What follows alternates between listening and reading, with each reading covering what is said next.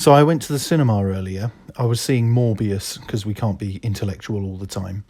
And as is not often the case, I was early enough to see the trailers. One in particular stood out, that of the Northman. I was instantly struck by the gritty realism of the struggle for survival and precarious maintenance of political power in medieval Iceland.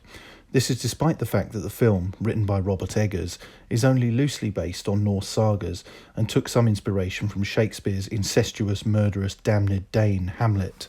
What I can glean of the plot is that it is a brutal, gutsy revenge thriller.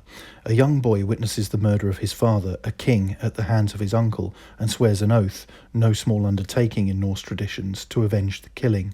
Presumably the revenge would restore him to his rightful place as the king also. One scene in particular stood out, and that featured the now grown-up protagonist and his retinue clad in wolf skins as they prepare to storm a fortress.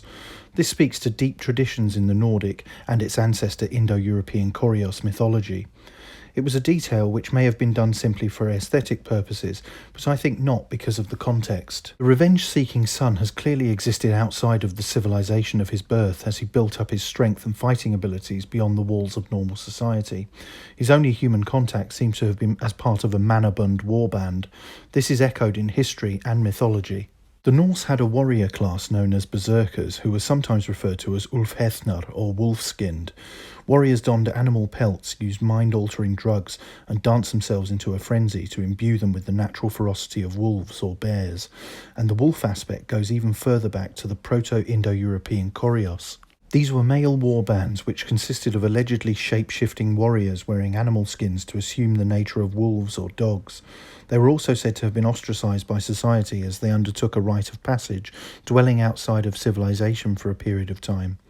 Evidence shows they may have performed ritual dog sacrifice and eaten the animals they raised from birth in a symbolic transition into adulthood. Then as now, eating dog meat was a taboo in these societies, as there were other food sources available for the steppe herders who ate meat, milk, yogurt, cheese and soups made from seeds and wild vegetables. This callback to the culture of the Yamnaya and similar cultures affords the Northman a greater depth than other Viking-based fiction around today.